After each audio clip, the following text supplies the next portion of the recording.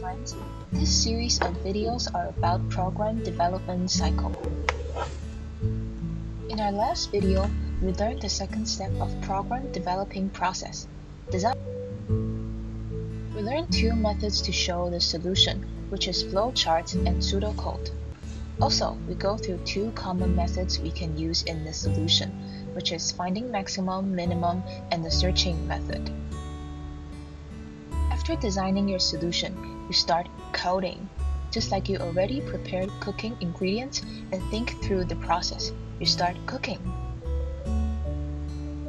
But if your code will be used by others in the future, not only for submitting class assignment, there is something you have to think about during the coding process: validation. Validation is the automated checking by a program that data is reasonable before it is accepted into the code. For example, your accounting program allows user to input the amount of income or expense, but your 12-year-old little brother enter a negative number or word into the program, and the program accepted but is stopped by the arrow. These inputs aren't reasonable, and that's why a program developer needs validation in their work.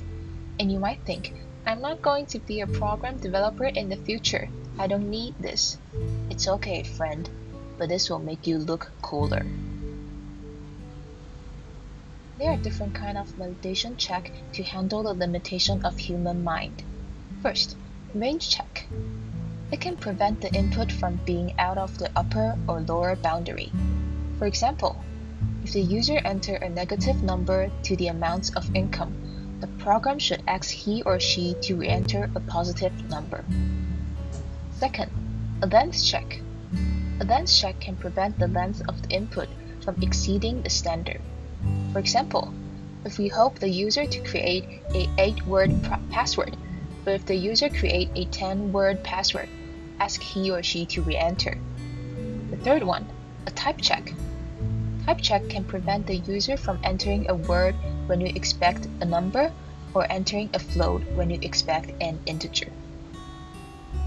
And if you've done the validation part in your program, congratulations! Now your program won't be afraid of the limitation of human brain.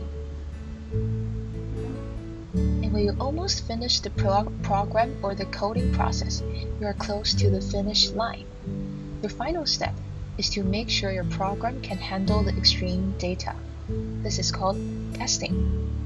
If your annoying 12-year-old brother kept intentionally enter 0 in your accounting program, can your program handle it? Give another example. If your program allows user to create at most 20 different categories in the accounting program, and the user really created 20 categories, can the program run properly? These are called the extreme data. Testing whether your program can handle the extreme data can make your program more powerful. After testing thoroughly, you made it to the finish line. You create an useful and not too easy to break program. Hope you guys enjoy the series about the program developing, and I'll see you next time. Bye!